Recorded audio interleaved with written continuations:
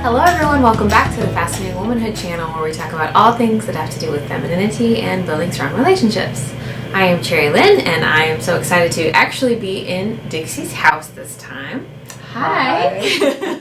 For those of you that watch our channel and know our videos, you know that we're always separate and we're remote from each other, but right now it's really special that I get to be here in Dixie's house. Cherry's my daughter. Yeah. So we're really excited to be here today to talk to you about a subject that we're calling What is Fascinating Womanhood? We've had a lot of people ask us that are finding us for the first time, what are some things that I need to know about Fascinating Womanhood? How do I get started? What are some of the key takeaways, the key principles? So we thought it would be nice today to do a little introduction for those folks that are just finding us for the first time, to kind of give an overview of what we're all about. Right. It says we have been in Fascinating Womanhood saving marriages for over 60 years. First through my mother, who wrote the original Fascinating Womanhood that came out in 1963.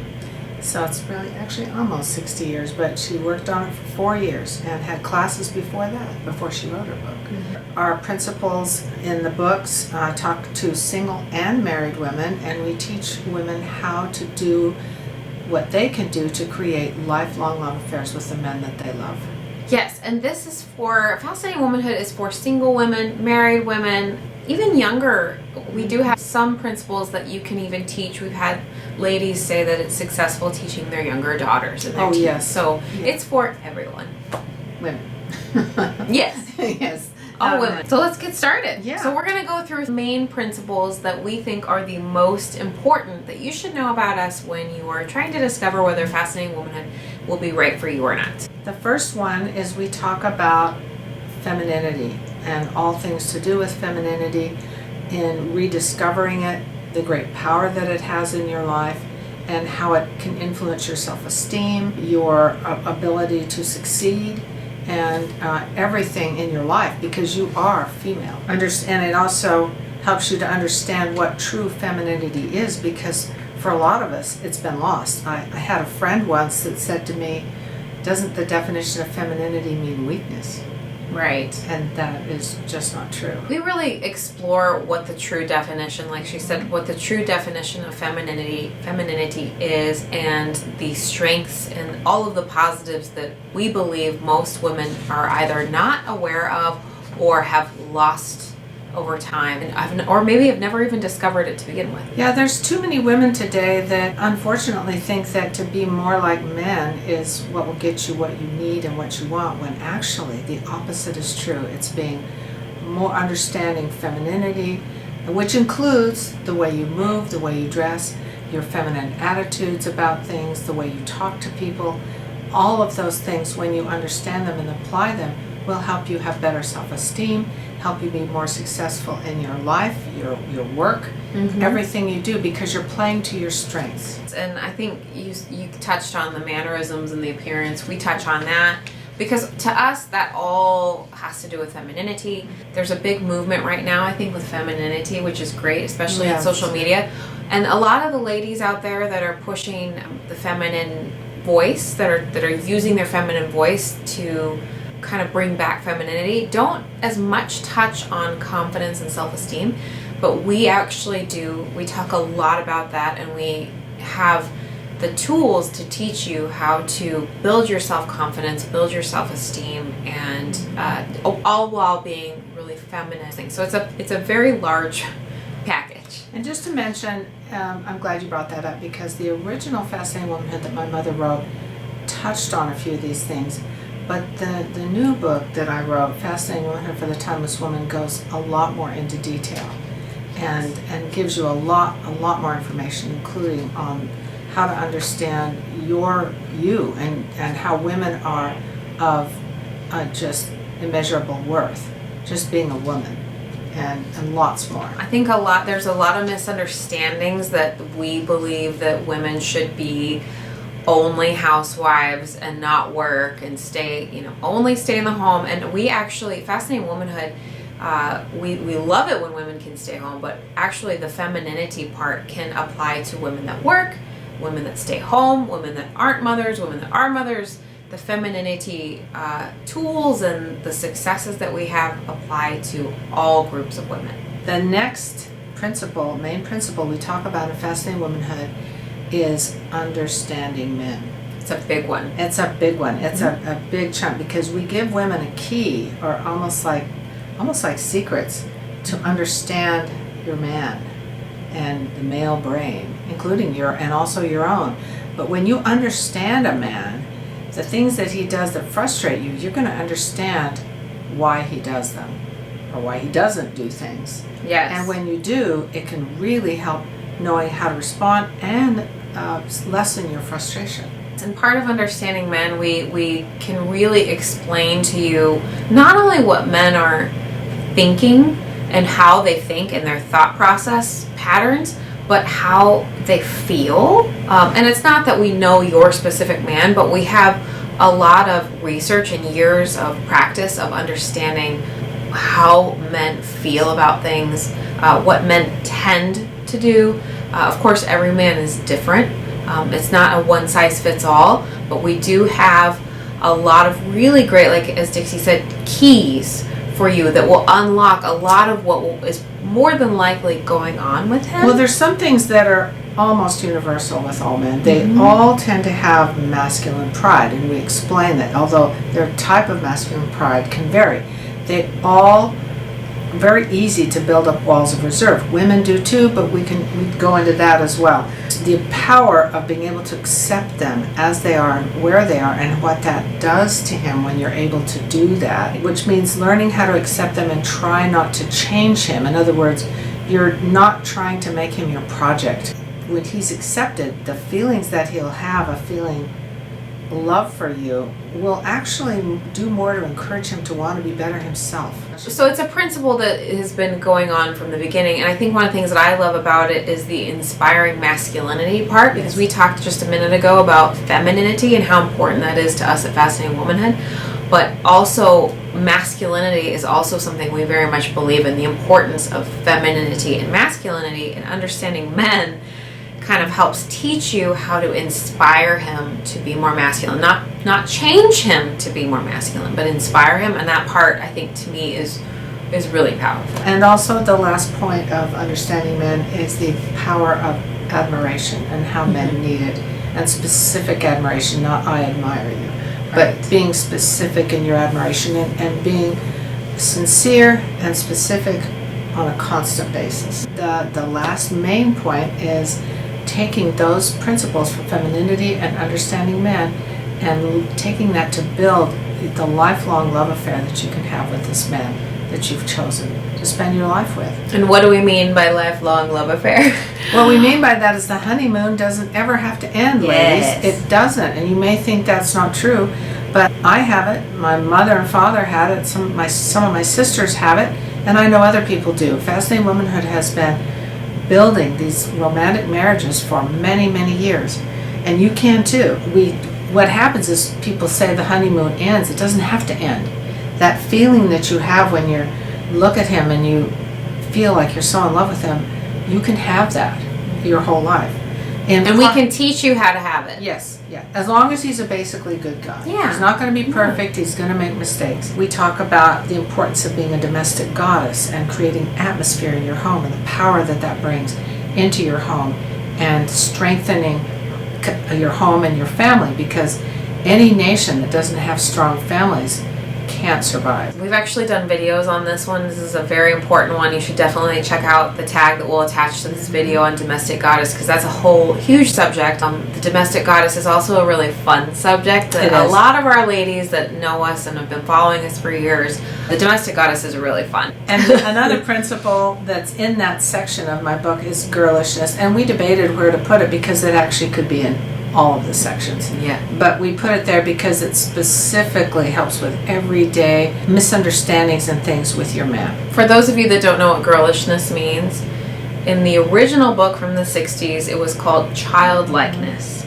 It's different now. We changed it. That was also a confusing word. I think girlishness also can be a little misunderstood. Childlikeness, girlishness. A feminine, non-judgmental way to respond to ordinary things that happen. And it isn't just when he does something that hurts your feelings. It's also things like childlike appreciation or girlish joy and how to ask for things. We're not telling you to literally be like a child. We're telling you to take the spirit of that kind of charming innocence into your relationship, because it will be so useful in so many different situations. And it may sound, for those that have never heard of us before, it may sound a little strange, but it's actually really an incredible tool, and it's something that you can learn. And absolutely. And it can actually, the thing that's so powerful about this principle is it can actually deepen your relationship. Instead of causing this friction where you don't speak to each other for a while, you have an argument, it diffuses things in a very beautiful way that makes him feel even more attracted to you. You'd be surprised how many movies, modern day movies, women are using this tool and they don't know it, and you probably don't know it. It just doesn't have a name. It just doesn't have a name. Yeah. And the reason we changed it to girlishness instead of childlikeness is because too many women misunderstood it as childishness. Yes. And so we thought that just isn't working. Yes, we've had a lot of reviews, not on Dixie's book, but the original book from the 60s, that say things like, I don't agree with the term childlikeness, because I don't think acting like a child is a good way to go about having a strong relationship, which is very just misunderstood. It's not what we're talking about. That's why we changed the name. In that section, which could also be in any of them, is the importance of character. And in my mother's book, she referred to that more as the angelic side and the divided woman that she had in there. But it's the importance of character, because if you're a person who's not honest and honorable, it doesn't matter how feminine you are, your relationship is going to be damaged. I think a big part with character with Fascinating Womanhood, one of the reasons why it's a really core principle, is because a lot of women, we hear this all the time, say, well, I've been using Fascinating Womanhood on my husband, but I don't use it here, or I don't use it at work, or I don't use it at home, or wherever. They don't use it. Well, we kind of feel like when you study these principles, it actually becomes who you are, and that means it should be how you are genuinely with everyone. Right. And it doesn't mean we're trying to change you or saying you need to change. It's more so discovering these things that are already there, developing them. You can't only change yourself. You can't change another person, and that's what we teach women. It's a lifelong process. You don't beat yourself up, because I still make mistakes probably every single day, and you will too, but that's okay. And then the last one that we talk about, these are general things, there's more in the book, is masculine and feminine roles. That makes some women bristle.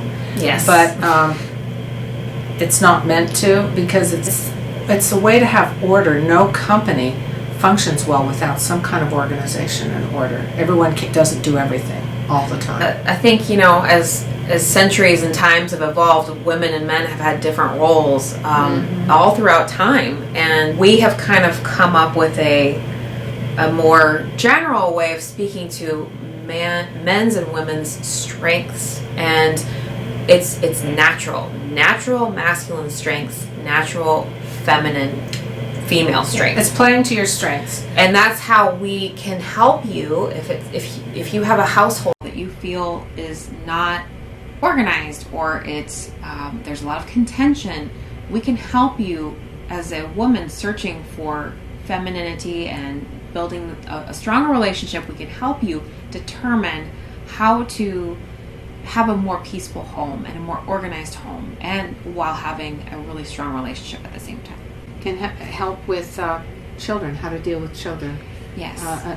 Male, boys, girls, teenagers, all these principles. We're both parents. She's my parent, so we have some experience, and we're not perfect, but I think it's more so not so much about us as parents. It's about taking these principles and applying them to your parenting style. These are not techniques, these are principles. Yes. And that's why we don't use them here and don't use them there. It's you. And for anyone else that is out there that's watching that is new to Fascinating Womanhood, we have multiple books. We have Fascinating Womanhood, the vintage version, which is the 1963 version that was re-edited for modern day. As my mother asked me to do before she passed away. Yes, we have that book. We have All About Raising Children. which is what my grandmother wrote, Dixie's mother. She and wanted then that edited and that was also edited. That is also available for you. We have Fascinating Girl, which is the single version written by Helen Andelin. So those are the original books in our collection. And then the modern day 2018 most modern book that you can pick up is Fascinating Womanhood for the Timeless Woman. And I will attach links to this video so that you can see all of these book options. And we also have a workbook that goes along with her book. All of that will be attached to this video so you can check them all out. Which book should you buy? It's completely up to you. A lot of ladies say, I think I want to read the first one because it came out first and I want to just go in order. That's completely fine. If you want to do that, you can also pick up Dixie's book, Fascinating Womanhood for the Timeless Woman, and just read that and you'll still be up to speed with everything. Well, Fascinating Womanhood for the Timeless Woman includes for singles and marrieds, whereas my mother's book did not. They were separate. Yes, and I might mention too that the original Fascinating Womanhood, the vintage version as we call it, is a little bit more basic. So if you're someone, this whole idea of femininity and all these things are very new to you, you might want to start with that one. You might not, because it is considered a little bit more basic. The Timeless book is a little bit more comprehensive and it digs really, really deep into some of these subjects that we're talking about today. So it's completely up to you. You could buy both. You might see some repetitive things, but you might not. But those are all of the different books that you can choose from. We also have a website and we have this YouTube channel. We have a Facebook group. We have an Instagram page that you can also check out if you want to just learn more before you read our books. It's completely up to you. That's true, yeah. So thank you so much for joining us today and watching our video. All of the places that you can find us are going to be attached. And we're here every week, so don't forget to check back with us next time. And we'll see you then. Take care. Bye.